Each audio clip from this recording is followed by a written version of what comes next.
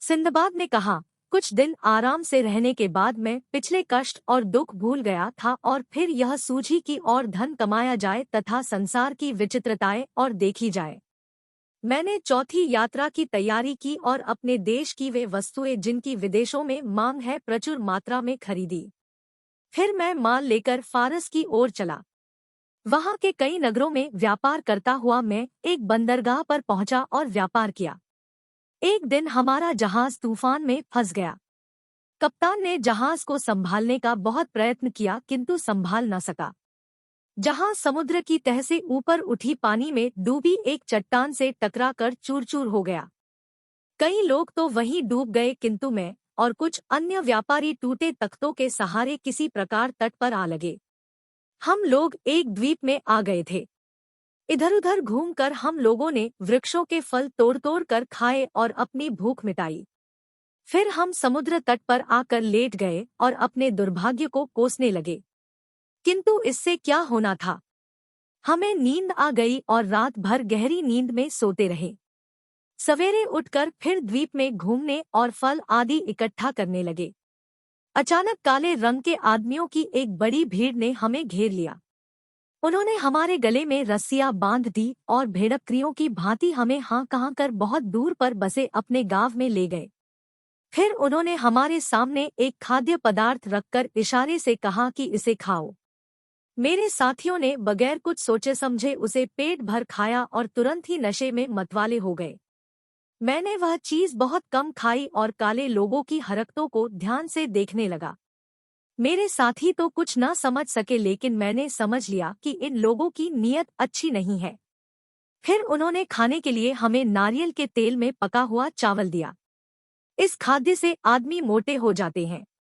मैं समझ गया कि काले लोगों का इरादा है कि हमें मोटा करे और फिर अपने कबीले की दावत करके हम लोगों का मांस पका कर सब लोग खाएं। मेरे साथी तो नशे में खूब पेट भर कर खाते थे किंतु मैं बहुत थोड़ा खाता था ताकि मोटा न हो और नरभक्षियों का आहार न बनूं। मैं कम खाने और अपने प्राणों की चिंता में इतना दुबला हो गया कि बदन में हड्डी चमड़े के सिवाय कुछ न रहा। मैं दिन में उस द्वीप में घुमा फिरा करता था। एक दिन मैंने देखा कि गांव के सब लोग काम पर चले गए हैं। केवल एक बूढ़ा बैठा था। मैं अवसर पाकर भाग निकला। बूढ़े ने मुझे बहुतेरा चिल्ला-चिल्लाकर बुलाया किंतु मैं न रुका। शाम को गांव में लोग आए तो मेरी खोज में निकले, किंतु तब तक मैं बहुत ही दूर निकल चुका था। मैं दिन भर भागता, रात में कहीं छुपकर सो जाता। रास्ते में फल आदि से भूख मिटाता या नारियल तोड़कर उसका पानी पी लेता जिससे भूख और प्यास दोनों शांत होती थी। 8वें दिन मैं समुद्र के तट पर पहुंचा। वहां देखा कि मेरी तरह के बहुत से श्वेत वर्ण मनुष्य काली मिर्च इकट्ठी कर रहे हैं क्योंकि वहां काली मिर्च बहुत पैदा होती थी। उन्हें देखकर मुझे बड़ी प्रसन्नता हुई और मैं उनके पास पहुंच गया। वे भी चारों ओर जमा हो गए और अरबी भाषा में मुझसे पूछने लगे कि तुम कहाँ से आ रहे हो। मैं अरबी बोली सुनकर और भी हर्षित हुआ और मैंने विस्तार से उन्हें बताया कि जहाज टूटने पर हम लोग द्वीप के किसी अन्य तट पर लगे जहां से हमें बहुत से श्याम वर्ण लोग पकड़ कर ले गए। उन लोगों को यह सुनकर बड़ा आश्चर्य हुआ। वे बोले, अरे वे लोग नरभक्षी है, तुम्हें उन्होंने छोड़ कैसे दिया। मैंने उन्हें आगे का हाल बताया कि किस प्रकार कम खाकर और मौका पाकर भागकर मैंने जान बचाई। उन लोगों को मेरे जीते जागते बच निकलने पर अति आश्चर्य और प्रसन्नता हुई। जब तक उनका काम पूरा न हुआ मैं उनके साथ मिलकर काम करता रहा। फिर वे लोग मुझे अपने साथ जहाज पर लेकर अपने देश आए और अपने बादशाह के सामने मुझे यह कहकर पेश किया कि यह व्यक्ति नरभक्षियों के चंगुल से सही सलामत निकल आया है। बादशाह को जब मैंने अपना पूरा हाल सुनाया तो उसे भी सुनकर बड़ा आश्चर्य और प्रसन्नता हुई। वह बादशाह बड़ा दयालु प्रकृति का था। उसने मुझे पहनने के लिए वस्त्र तथा अन्य सुख सुविधाएं दी। बादशाह के कब्जे में जो द्वीप था वह बहुत बड़ा और धन धान्य से पूर्ण था। वहां के व्यापारी अन्य देशों में अपने यहाँ की चीजें ले जाते थे और बाहर के कई व्यापारी भी आते थे। मुझे आशा होने लगी कि किसी दिन मैं अपने देश पहुंच जाऊंगा। बादशाह मुझ पर बड़ा कृपालु था। उसने मुझे अपना दरबारी बना लिया। लोग मुझे देखकर ऐसा बर्ताव करने लगे जैसे मैं उनके देश का निवासी हूँ। मुझे यह देखकर आश्चर्य हुआ कि वहाँ लोग बगैर जीनलगाम ही घोड़ों पर सवार होते थे। यहाँ तक कि बादशाह भी घोड़े की नंगी पीठ पर सवारी करता था। मैंने एक दिन बादशाह से पूछा कि आप लोग जीनल लगाम लगाकर घोड़े पर क्यों नहीं चढ़ते। उसने कहा, जीन लगाम क्या होती है। उसने यह भी कहा कि मैं उसके लिए ये चीजें बना दूं। मैंने एक नमूना बनाकर लकड़ी के कारीगर को दिया।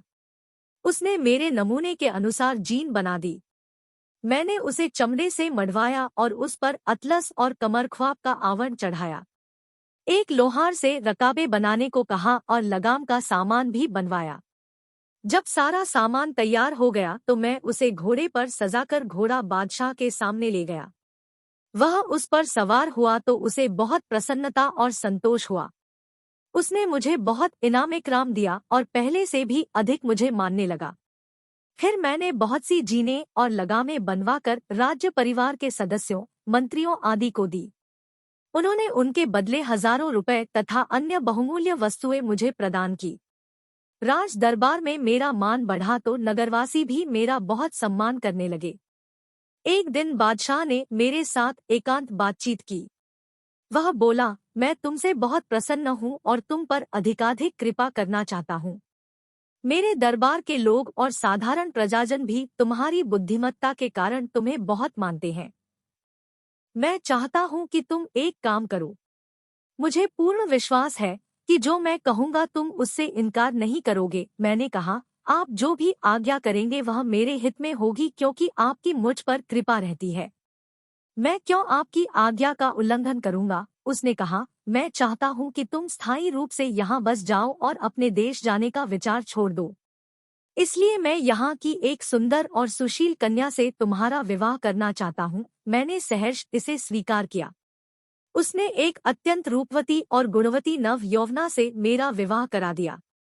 मैं उसे पाकर बगदाद में बसे अपने परिवार को भूल सा गया।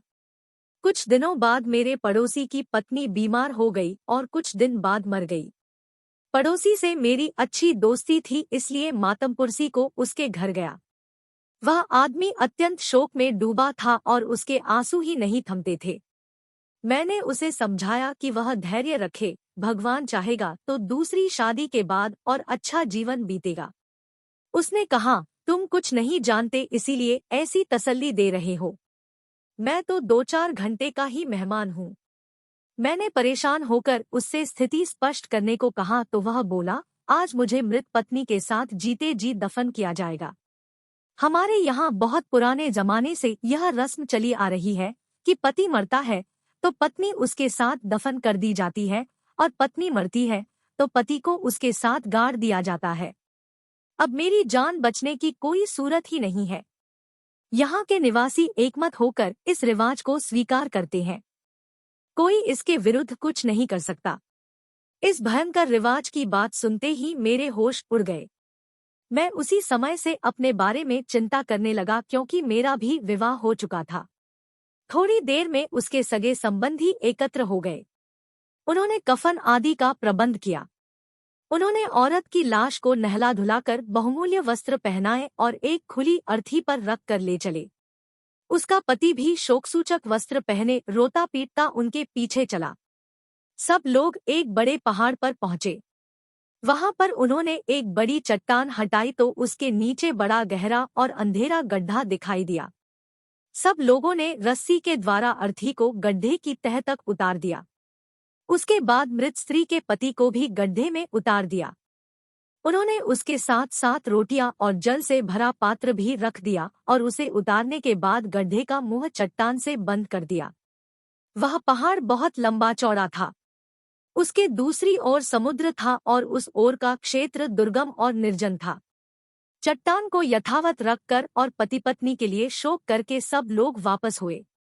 मैं बहुत ही डर गया था और सोचता था कि ऐसी अमानुषिक रीति जो दुनिया के किसी देश में नहीं है, यहाँ क्यों मानी जाती है। किंतु जिससे भी बात करता वह इस रिवाज का समर्थन करता और मेरी बात को गलत कहता था। यहाँ तक कि जब मैंने बादशाह से बात की तो उसने कहा, सिंदबाद, यह हमारे बुजुर्गों की बहुत पुरानी चलाई गई रस्म है। मैं अगर चाहूं भी तो इसे रोक नहीं सकता। यह रस्म मुझ पर भी लागू होती है। भगवान न करे अगर रानी का देहांत हो जाए तो मुझे भी उसके साथ जीते जी दफन कर दिया जाएगा। मैंने पूछा कि यह रस्म क्या उन अन्य देशवासियों पर भी लागू होती है जो यहाँ पर रहने लगे हैं? बादशाह मुस्कराने लगा और बोला, यह रस्म देशी विदेशी सब के लिए है। इससे कोई व्यक्ति बाहर नहीं समझा जाता। इसके बाद मैं बहुत घबराया रहने लगा। मैं बराबर सोचता था कि कहीं मेरी पत्नी मर गई तो मुझे भी ऐसी भयानक मौत मरना पड़ेगा। मैं इसीलिए अपनी पत्नी के स्वास्थ्य की बहुत देखभाल करने लगा। किंतु ईश्वर की इच्छा कौन टाल सकता है। कुछ समय के बाद मेरी पत्नी सख्त बीमार हुई और कुछ दिनों में काल कवलित हो गई। मुझ पर दुख का पहाड़ टूट पड़ा। मैं सर पीटता था और कहता था कि मैं बेकार ही उस द्वीप से भागा। इस प्रकार जीते जी गाड़े जाने से कहीं अच्छा था कि नरभक्षी मुझे मार कर खा जाते। इतने में बादशाह अपने दरबारियों और सेवकों के साथ मेरे घर आया। नगर के अन्य प्रतिष्ठित व्यक्ति भी वहां एकत्र हो गए और उसे अर्थी पर रखकर लोग ले चले और उनके पीछे मैं भी रोता पीटता आंसू बहाता चला। दफन के पहाड़ पर पहुंचकर मैंने एक बार फिर अपने प्राण बचाने का प्रयत्न किया। मैंने बादशाह से कहा, स्वामी, मैं तो यहाँ का रहने वाला नहीं हूँ। मुझे यह कठोरतम दंड क्यों दिया जा रहा है? मुझ पर दया करके मुझे जीवन प्रदान कर दीजिए। मैं अकेला भी नहीं हूँ, मेरे देश में स्त्री बच्चे मौजूद हैं। उनका ख्याल करके मुझे छोड़ दीजिए। मैंने हजार फरियाद की किंतु बादशाह या अन्य किसी व्यक्ति को मुझ पर दया न आई। पहले मेरी पत्नी की अर्थी को गड्ढे में उतारा गया, फिर मुझे एक दूसरी अर्थी पर बिठाकर मेरे साथ रोटियां और पानी का घड़ा रखकर उतार दिया गया और गड्ढे पर चट्टान को वापस रख दिया गया। वह कंदरा लगभग 50 हाथ गहरी थी। उसमें उतरते ही वहां उठने वाली बदबू से, जो लाशों के सड़ने से पैदा हो रही थी, मेरा दिमाग फटने लगा। मैं अपनी अर्थी से उठकर दूर भागा। मैं चीख चीख कर रोने लगा और अपने भाग्य को कोसने लगा। मैं कहता था, भगवान जो करता है उसे अच्छा ही कहा जाता है। जाने मेरे इस दुर्भाग्य में क्या अच्छाई है। मैं 3-3 यात्रा के कष्टों और खतरों से भी चैतन्य नहीं हुआ और फिर मरने के लिए चौथी यात्रा पर चला आया। अब तो यहाँ से निकलने का कोई रास्ता ही नहीं है। किसी प्रकार मैं घंटों रोता रहा। किंतु सुख हो या दुख, मनुष्य को भूख तो सताती ही है। मैं नाक-मुंह बंद करके अपनी अर्थी पर पहुंचा और थोड़ी रोटी खाकर पानी पिया। कुछ दिनों इस तरह जिया। रोटियां खत्म हो गई तो सोचा कि अब तो भूखा मरना ही है। इतने में ऊपर उजाला हुआ। ऊपर की चट्टान खोलकर लोगों ने एक मृत पुरुष और उसके साथ उसकी विधवा को गड्ढे में उतार दिया। जब लोग चट्टान बंद कर चुके तो मैंने एक मुर्दे की पांव की हड्डी उठाई और चुपचाप पीछे से आकर स्त्री के सिर पर उसे इतनी जोर से मारा कि वह गश खाकर गिर पड़ी। मैंने लगातार चोटें करके उसे मार डाला और साथ रखी हुई रोटियां और पानी लेकर अपने कोने में चला गया। 2-4 दिन बाद एक आदमी को उसकी मृत पत्नी के साथ उतारा गया। मैंने पहले की तरह आदमी को खत्म करके उसकी रोटियां और पानी ले लिया। मेरे भाग्य से नगर में महामारी पड़ी और रोज 2-1 लाशें और उसके साथ जीवित व्यक्ति आने लगे जिन्हें मारकर मैं उनकी रोटियां ले लेता। एक दिन मैंने वहां ऐसी आवाज सुनी जैसे कोई सांस ले रहा हो। वहां अंधेरा तो इतना रहता था कि दिन रात का पता नहीं चलता था। मैंने आवाज ही पर ध्यान दिया तो सांस के साथ पांवों की भी हल्की आहट आई। मैं उठा तो मालूम हुआ कि कोई चीज एक तरफ दौड़ रही है। मैं भी उसके पीछे दौड़ा। कुछ देर इसी प्रकार दौड़ने के बाद मुझे दूर एक तारे जैसी चमक दिखाई दी जो झिलमिलासी रही थी। मैंने उस तरफ दौड़ना आरंभ किया तो देखा कि एक इतना बड़ा छेद है जिसमें से मैं बाहर जा सकता हूँ। वास्तव में मैं पहाड़ के दूसरी ओर के ढाल पर निकल आया था। पहाड़ इतना ऊंचा था कि नगर निवासी जानते ही नहीं थे कि उधर क्या है। उस छेद में से होकर कोई जंतु मुर्दों को खाने के लिए अंदर आया करता था और उसी के सहारे मुझे बाहर निकलने का रास्ता मिला। मैं उस छेद से बाहर खुले आकाश के नीचे आ निकला और भगवान को उनकी अनुकंपा के लिए धन्यवाद दिया। मुझे अब अपने बच निकलने की आशा हो गई थी। अब मैंने कुछ सोचना आरंभ किया, क्योंकि अभी तक तो मुर्दों की दुर्गंध के कारण कुछ सोच नहीं पाता था। थोड़ा थोड़ा भोजन करके मैंने इतने दिन तक किसी प्रकार अपने को जीवित रखा था। मैं एक बार फिर जी कड़ा करके उस मुर्दों की गुफा में घुस गया। बहुत से मुर्दों के साथ बहुमूल्य रत्नभूषण आदि रख दिए जाते थे। मैंने टटोलट टोल कर अंदाज से बहुत से हीरे जवाहरात इकट्ठे किए। मुर्दों के कफनों ही में उनकी अर्थियों की रस्सियों से हीरे जवाहरात की कई गठरियां बांधी और एक एक करके उन्हें बाहर ले आया, जहां से सामने समुद्र दिखाई देता था। मैंने समुद्र तट पर 2-3 दिन फल फूल खाकर बिताए। चौथे दिन मैंने तट के पास से एक जहाज गुजरता देखा। मैंने पगड़ी खोलकर उसे हवा में उड़ाते हुए खूब चिल्लाकर आवाजें दी। जहाज के कप्तान ने मुझे देख लिया। उसने जहाज रोककर एक नाव मुझे लेने को भेजी। नाविक लोग मुझसे पूछने लगे कि तुम इस निर्जन स्थान पर कैसे आए। मैंने उन्हें पूरा वृत्तांत सुनाने के बजाय कह दिया कि 2 दिन पहले हमारा जहाज डूब गया था, मेरे सभी साथी भी डूब गए, सिर्फ मैं कुछ तख्तों के सहारे अपनी जान और कुछ सामान बचा लाया। वे लोग मुझे गठरियों समेत जहाज पर ले गए। जहाज पर कप्तान से भी मैंने यही बात कही और उसकी कृपा के बदले उसे कुछ रत्न देने लगा, किंतु उसने लेने से इनकार कर दिया। हम वहां से चलकर कई द्वीपों में गए। हम सरान द्वीप से 10 दिन की राह पर स्थित नील द्वीप गए। वहां से हम कली द्वीप पहुंचे, जहां सीसे की खानें हैं और हिंदुस्तान की कई वस्तुएं ईख, कपूर आदि भी होती है। कली द्वीप बहुत बड़ा है और वहां व्यापार बहुत होता है। हम लोग अपनी चीजें खरीदते बेचते कुछ समय के बाद बसरा पहुंचे, जहां से मैं बगदाद आ गया। मुझे असीमित धन मिला था। मैंने कई मस्जिदें आदि बनवाईं और आनंद पूर्वक रहने लगा।